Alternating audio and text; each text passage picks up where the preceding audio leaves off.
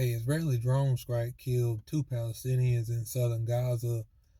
Close to 100 Palestinians have been killed since the ceasefire started.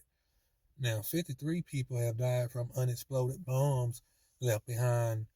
It said that 66,000 tons of explosives still remain in Gaza, which the UN says could take 30 years to remove. Now, by example, London still has unexploded bombs from 80 years ago, which was from World War II. Now, only 80 to 98 trucks are being allowed into Gaza right now.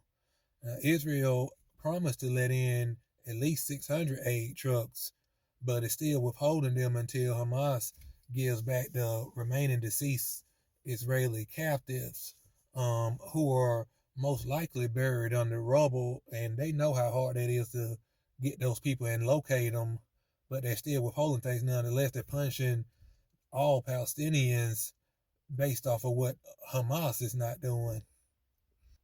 Now, Egypt will assist with locating the remaining 12 bodies. And Hamas has returned 16 out of 28. So we'll see what happens when they can finally find all of the bodies. Now, meanwhile, Palestinians don't have the tools to dig their loved ones from underneath the rubble. Now, it's said that 10,000 Palestinians are still buried under the rubble, but they're not being allowed to have any kind of equipment to dig, so they're basically having to dig them up by hand or with whatever tools they can find.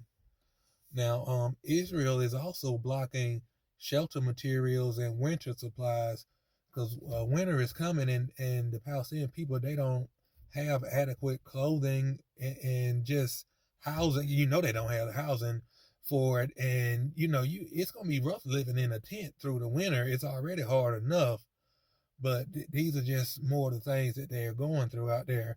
And lastly, I tried to post a video last week about the Palestinian woman in the West Bank who got hit over the head with a club by an Israeli settler who knocked her out and then hit her twice more when she was on the ground. Now, I actually made that video, but the audio was messed up. I ended up actually having to buy a whole nother phone.